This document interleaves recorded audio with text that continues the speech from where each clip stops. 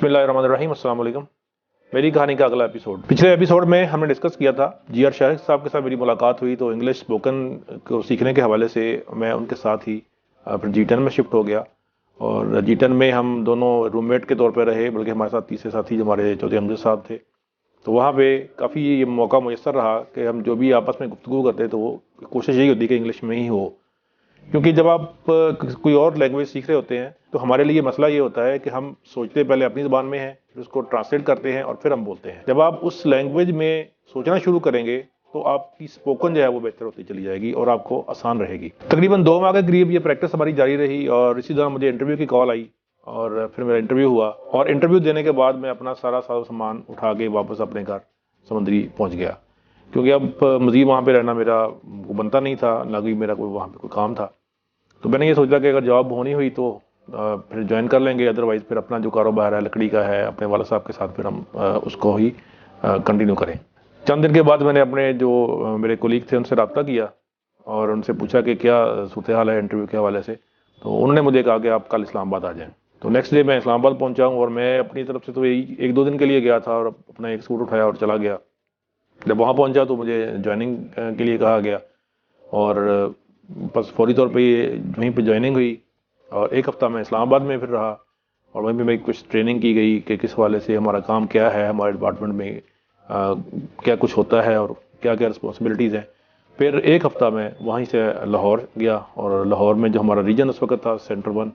اور وہاں پہ ہمارے کولیگ ذوالفقار صاحب تھے، تو ان کے ساتھ 1 ہفتہ میں نے گزارا، اور پھر میں فیصل آباد اپنی اصل جگہ پہ پہنچ گیا۔ جب میں فیصل آباد پہنچا تو میں نے یہ دیکھا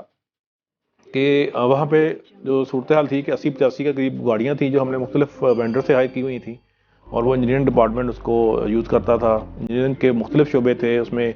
آپریشن بھی تھا، اس میں ایکوزیشن تھی، اس میں پروڈکشن اور ڈپلائمنٹ اور بہت سارے مختلف ڈپارٹمنٹس۔ تو وہ گاڑیاں اور ڈرائیورز وینڈر سے ہائر کیے ہوئے تھے، ان کا اوور ٹائم، ان کی ساری سیلریز اور ان کی ساری جو گاڑیوں کا استعمال ہے۔ بیسیکلی ایک ایشو یہ بھی تھا کہ ہم لوگ جب کوئی فیسلٹی ملی ہوتی ہے اس کو یوں سمجھتے ہیں کہ یہ میری ذاتی ہے اور اس کو اسی طرح ہی استعمال کرتے ہیں۔ تو ہوتا یہی تھا کہ بہت سارے دوست ہمارے دوست ہی ہیں، وہ اپنے ذاتی کاموں کے لیے بھی کمپنی کی گاڑیاں یوز کرتے تھے، اور کمپنی کی پالیسی میں یہ چیز شامل نہیں تھی۔ تو ہماری جو جاب ڈسکرپشن تھی اس میں اس مس یوز کو بھی روکنا تھا کہ ہم پیٹرول کی یا جو ڈیزل کی کاسٹ ہے اس کو بھی منیمائز کر سکیں۔ اب یہ ایسی ہاٹ سیٹ تھی کہ جو بندہ بھی یہ کام کرتا، ظاہر ہے اس کے ساتھ کسی کے اچھے ریلیشن تو نہیں بنے تھے کہ کوئی بندہ گاڑی یوز کر رہا اور آپ اس کو روک دیں کہ بھائی آپ یہ اس طرح نہیں کر سکتے۔ تو میرے ساتھ بھی یہ مسئلہ رہا، بہت سارے دوست ناراض بھی ہوئے، بہت ساروں کے ساتھ مسئلے مسائل بھی بنتے رہے، لیکن کچھ دوست ایسے بھی تھے، میں خاص طور پہ ذکر کرنا چاہوں گا، میرے کولیگ حیدر نعیم تھے، اور شاہد صاحب آج کل پی ایچ ڈی ڈاکٹر ہیں، اور اسی طرح کچھ 1-2 دوست اور بھی تھے جو سمجھتے تھے کہ یار اس بندے کی یہ جاب ڈسکرپشن ہے اور اس کی یہ مجبوری ہے کہ اس نے اپنا کام کرنا ہے، اور جس کام کی وہ سیلری لے رہا ہے اس کا تقاضا یہی ہے کہ وہ جو کمپنی کی ایڈوائز ہے اس کے مطابق عمل کرے اور کروائے۔ تو بہرحال یہ سلسلہ چلتا رہا، اس میں ہم نے کچھ لوگوں کا مس یوز پکڑا بھی، کچھ ڈرائیورز کا بھی، اور کیونکہ جب ڈرائیور اور یوزر مس یوز کر رہے ہوتے ہیں نا تو دونوں ایک دوسرے کے یوں سمجھ لیں کہ مل کے کرتے ہیں۔ اگر وہ یوزر مس یوز کرتا ہے گاڑی تو ڈرائیور الٹیمیٹلی اس سے زیادہ کرے گا اور اسی کے کھاتے میں ہی ڈالے گا۔ تو اس طرح یہ بہت کچھ چلتا تھا جس کو میں نے کوشش کی اپنے امکانی حد تک اس کو منیمائز کروں، خود اس سے گریز کیا کہ کوئی ایسی چیز میرے اوپر نہ آئے، کوئی ایلیگیشن نہ آئے۔ تو اس طرح 1 سال میرا فیصل آباد میں گزرا۔ پھر یہ ملتان ریجن جب الگ ہوا 2006 میں تو میں نے وہاں پہ اپنی ٹرانسفر کروا لی۔ تو ملتان میں کیونکہ گاڑیاں تھوڑی تھیں اور کام بھی تھوڑا تھا، اس کے علاوہ ایک ہمارے ڈپارٹمنٹ کے انڈر جو ٹاورز ہیں، سیل سائٹس ہیں، ان کی جو ڈیزل ریفیولنگ ہے وہ بھی ہمارے ذمہ ہی تھی۔ تو ڈیزل ریفیولنگ بھی وینڈرز کے ذریعے ہی کی جاتی تھی، اس میں پی ایس او کے ساتھ ہمارے ایگریمنٹ تھے کمپنی لیول پہ، اور پی ایس او کے کارڈ یوز کر کے ڈیزل لیا جاتا تھا، اور پھر اس کو مختلف سائٹس پہ جو جنریٹرز انسٹالڈ ہیں ان کے ساتھ ایک ریزرو ٹینک ہوتا تھا اور اس میں وہ فل کیا جاتا تھا۔ تو اس میں بھی بڑے مسئلے مسائل ہوتے تھے، ڈیزل چوری ہو جانا اور اس طرح کی چیزیں بہت عام تھیں۔ ایون کہ سائٹ پہ جو گارڈ رکھے ہوتے تھے وہ خود چوری میں انوالو ہوتے تھے، تو اس طرح کے بڑے کیسز ہم نے پکڑے،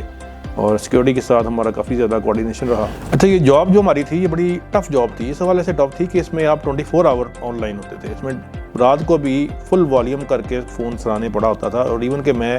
اپنی فیملی کے ساتھ سو نہیں سکتا تھا کہ رات کو مجھے اکثر کال آتی تھی رات 1 بجے 2 بجے،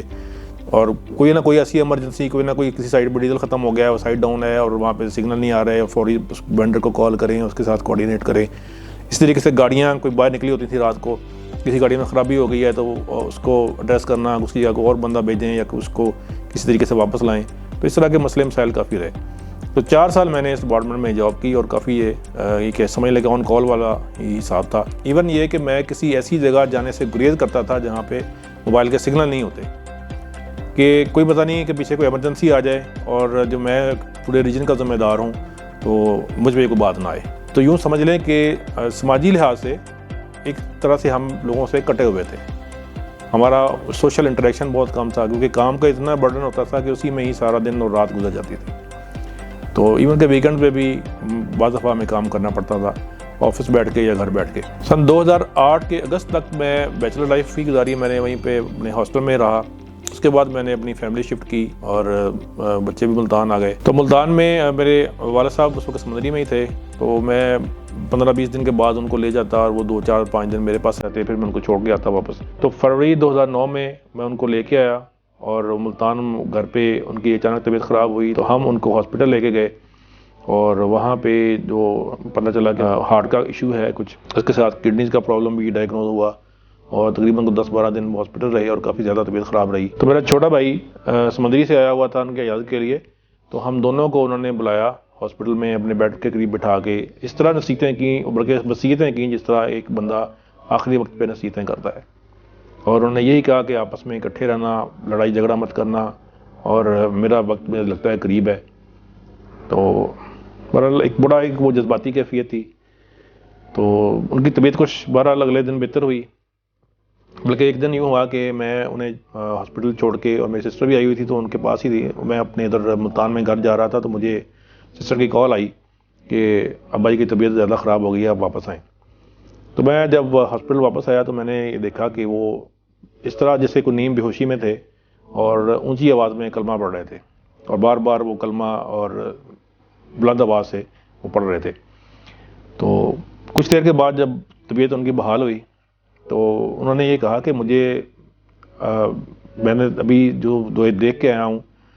کہ میں نے جنت بھی دیکھی ہے اور دوزخ بھی دیکھی ہے اور میں نے فرشتے بھی دیکھے ہیں،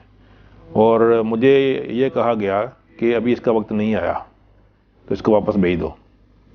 تو میں یوں سمجھ لیں کہ میں آگے سے ہو کے واپس آیا ہوں.